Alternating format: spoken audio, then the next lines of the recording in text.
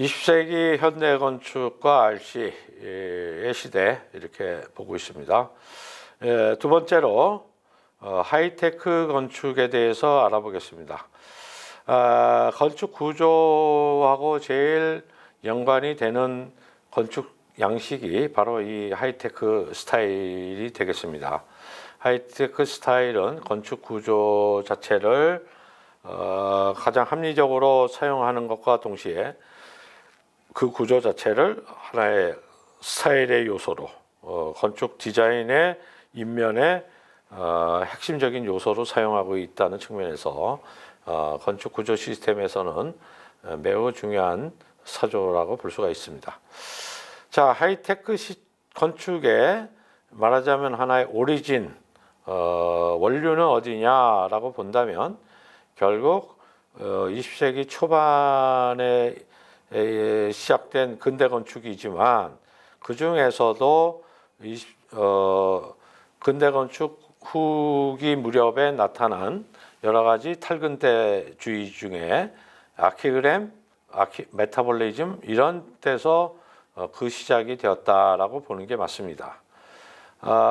여기 아키그램의 두 개의 일종의 프로포저를 보고 계십니다.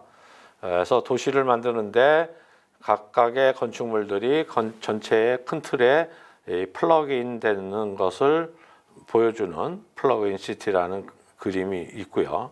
밑에는 이제 역시 아키그램의 이론인 론 헤론이 그린 워킹 시티라는 개념이 있습니다. 워킹 시티는 이게 기계인지 도시인지 건축인지 모르는 이런 것이죠. 결국 배경에 깔려 있는 것은 뭐냐면 자본주의적인 토지 소유 제도를 극복하여 도시 자체가 이렇게 대서양을 건너가고 이렇게 할 수 있지 않느냐, 뭐 이런 약간의 선언적인 것입니다만은 이런 메타볼리즘과 아키그램의 이런 전위적인 선언들이 하이테크 건축에 큰 영향을 미쳤습니다. 그 다음에 일본을 중심으로 한 건축물을 일종의 유기체적인 것으로 해석해서 역시 플러그인을 주장한 그런 겐초 단케, 구로카와 뭐 이소자키 이런 사람들의 메타볼리즘도 이 하이테크 건축에 영향을 끼친 원조라고 볼 수가 있습니다. 하이테크 건축의 뭐 최초의 작품이라고 할 수 있는 파리의 뽕피두 센터죠. 1977년에 완성됐습니다. 국제 현상 공모를 통해서 수백 점이 응모되었는데 심사위원들은 이 파격적인 작품을 뽑았죠. 결국 또 뽑힐 때 수많은 또 말이 많았습니다만 현재는 에펠탑보다도 오히려 방문객 수가 많은 파리의 명물이 되었습니다. 자, 하이테크 건축의 몇 가지 속성을 한번 살펴보겠습니다. 일단은 기술에 대한 찬미다, Glory of Technology라고 뭐 얘기할 수 있는 정도로 어떤 기술적인 요소를 아주 뭐 극도로 드러냅니다. 이거는 여러 가지 의미가 있죠. 기술이 인간을 해방할 것이다라고 하는 기술 유토피아주의와 앞에 우리가 봤던 아키그램이나 이런 것에 대한 영향도 있을 것이고 또 더 올라가면 러시아 구성주의에서 보여줬던 기계미학 이런 것으로부터도 영향이 있습니다. 어쨌든 첫 번째 특징은 기술에 대한 강조. 자, 두 번째의 특징은 옴니플러스라는 것입니다. 이 왼쪽 그림은 리차드 로저스가 1986년에 완성한 로이드 보험회사 사옥이고요. 오른쪽은 역시 85년에 완성한 노만 포스터의 홍콩 뱅크죠. 여기도 둘 다 보면 앞에 뽕피두 센터도 마찬가지지만 굉장히 큰 대공간을 정형적인 대공간을 가운데 갖고 있습니다. 여기는 가급적이면 기둥도 없고 설비도 없고 인테리어도 없고 아무것도 없는 거죠. 이거를 우리가 옴니플라츠라고 합니다.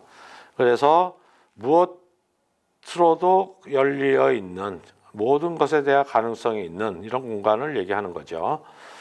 그래서 그것이 이 건축물의 수명 기간 동안 어떤 식으로 변환이 되더라도 그걸 다 적용할 수 있고 수용할 수 있는 공간이다. 이런 뜻에서 이제 옴니플라츠라고 이름을 붙이고요. 자, 이러다 보니까 이 건물을 이 공간을 소위 말해서 서포트 해주는 루이스 칸식으로 얘기하면 서번트 공간은 어디로 가느냐? 주변으로 다 갑니다. 왼쪽 같으면은 코어들이 다 밖으로 분절돼서 나가지요. 이렇게 이 공간을 중심으로 해서 이런 식으로 다 분절돼서 밖으로 나갑니다. 자, 여기서도 마찬가지죠. 이 공간을 중심으로 해서 화장실 모듈, 계단 모듈 이런 것들은 다 밖으로 나갑니다. 그래서 이 가운데 옴니플라츠를 강조하게 되고 이 바깥으로 나간 이 모듈은 다 설비 모듈이기 때문에 저 설비 모듈은 그 사용 기간이 끝나면 교체할 수 있다. 그래서 플러그인으로 합니다. 이렇게 끼웠다 뺐다 할 수 있도록 플러그인을 하고 그 플러그인을 시행하기 위해서 반드시 이렇게 크레인을 두는 것도 이 건축물들의 특징이죠. 그래서 결국 이런 옴니플라츠 플러그인 이런 것이 두 번째의 하이테크 건축의 특징이 되겠습니다. 그 다음에 특징은 구조 부재를 분절하고 이동 수단을 시각화한다라는 것입니다. 자, 이 분절이라는 말은 이제 어떤 뜻이 있냐면 이런 거죠. 이게 일종의 고딕으로부터 나온 대가주망의 기법이죠. 그래서 이 보가 하나의 보임에도 불구하고 이 보를 다 이런 접합을 통해 갖고 이렇게 아티큘레이트를 시키는 거죠. 이런 것들도 힌지인데 이런 것들도 다 시각화해서 이렇게 하고 여기도 그냥 붙이는 게 아니라 여기에 볼트 다 노출시키고 핀 노출시키고 이런 턴버클 같은 것들도 다 노출을 시켜서 저것들이 기계 부품들이 이렇게 결합된 것처럼 보이게 하는 여기도 마찬가지죠. 이런 볼트 같은 것들을 다 노출을 시켜서 기계 부품처럼 보이게 하는 이런 방식을 써서 건축에서 필요로 하는 어떤 장식적인 요소를 저는 구조 부재로 활용을 하는 겁니다. 일종의 오너멘테이션이죠. 저런 방식을 쓴다. 또 하나는 이런 식으로 어떤 이동 자체를 시각화를 합니다. 누드 엘리베이터나 이동하는 에스컬레이터에 유리를 씌우거나 이런 식으로 해서 이동 자체를 하나의 시각화를 한다. 이것도 결국 기계적인 속성을 강조하는 겁니다. 기계가 이렇게 다이나믹하게 움직이죠. 반면에 건축물이라고 하는 건 굉장히 스태틱한 정적인 구조다. 여기에 다이나믹한 구조라는 건 이동수단이죠. 그래서 이동수단 자체를 노출시킴으로써 건축물의 다이나미즘을 주겠다라고 하는 것이 이 스타일의 또 하나의 특징이 되겠습니다. 자, 그 다음에 또 하나는 접합 장식 상세의 장식화다. 그래서 ornamentation of joint detail이라고 이제 볼 수 있습니다. 왼쪽 그림은 간사이 공항의 일본의 간사이 공항인데요. 렌초 피아노의 1994년도 작품이 되겠습니다. 자, 여기서도 보면 전부 철골 건물이에요. 철골 노출 크로스 건물인데 그럼에도 불구하고 이런 기둥의 베이스 부분이라든가 이런 부분이 만나는 부분 이렇게 이런 디테일들을 보면 여기를 전부 다 이 내화 장치를 통해서 장식화한 것을 볼 수가 있습니다. 이것이 이제 작가의 의도에 의하면 일본에 있는 건축물이기 때문에 우리 전통적인 동양 건축의 목조 양식의 여러 가지 결구구법을 메타포로 가져왔다라고 얘기하는데 뭐라고 설명이 되든 철골 구조 부재가 갖고 있는 이런 빈약함을 저런 2차적인 부재를 통해서 장식화를 했다. 특히 두 개의 부재가 만나는 접합 부분을 그렇게 했다라는 것이 굉장히 특징적인 것이다라고 볼 수가 있습니다.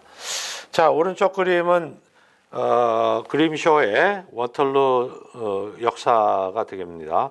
이 역사 자체는 그 형태 자체가 굉장히 아주 곡면으로만 되어 있는 건물이에요. 그러니까 뭐 이렇게 여러 가지 곡률을 가집니다. 이쪽 곡률, 저쪽 곡률 해서 곡률이 복잡한데, 자, 거기에 유리를 끼우려니까 어떻게 되겠습니까? 그 유리 자체가 소위 말해서 정방형 유리라고 하는 거는 하나도 없게 되겠죠. 그 틀 자체가 다 모든 방향으로 휘어져 있으니까. 그렇다고 해서 그 유리를 매 프레임에 맞게끔 만든다 그러는 것도 이게 너무 낭비가 되는 거죠. 그러니까 어떤 식으로 하냐? 유리를 물고기 비늘처럼 이렇게 겹칩니다. 겹쳐가지고 정방형 유리가 겹쳐짐으로써 저 곡면을 다 커버할 수 있도록 하고, 다만 그 곡면을 만드는 유리와 유리 사이를 이렇게 겹쳐서 만들어야 되기 때문에 그 겹쳐서 만드는 그 부품을 아래 그림과 같은 식으로 만들게 되는데, 이게 예사롭지가 않은 거죠. 이 유리를 잡는 이 부품 자체를 아주 고급 세공품처럼 만들어서 그것의 접합 디테일의 가치를 굉장히 높이는 겁니다.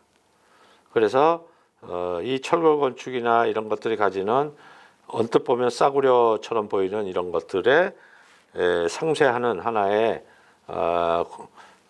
건축적 가치의 수단을, 저런 부품을 오너멘테이션을 해서 그 가치를 높이려고 하는 이런 것들도 하이테크 건축의 하나의 경향이다. 자, 그리고 이제 특히 렌초 피아노 같은 사람은 아주 하이테크 건축가 중에서도 독특한 사람인데요. 이 사람은 앞에 있는 여러 가지 속성을 갖추기도 하지만 전혀 다르게 이태리 건축가다운 로맨틱한 이런 새로운 시도들도 많이 하고, 특히 새로운 재료나 이런 부분에 대한 아주 소위 선구자적인 이런 실험들을 많이 하는 사람들입니다. 왼쪽에 있는 것은 나무를 사용해서 이용한 구조이고요.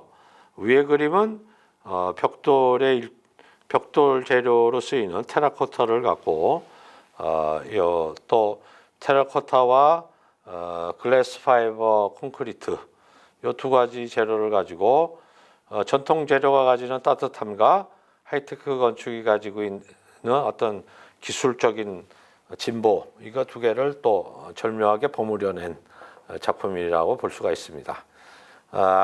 가운데 아래는 폴리카보네이트와 또 목재, 오른쪽은 또 어떤 글래스 파이버 콘크리트로 된 어떤 부품.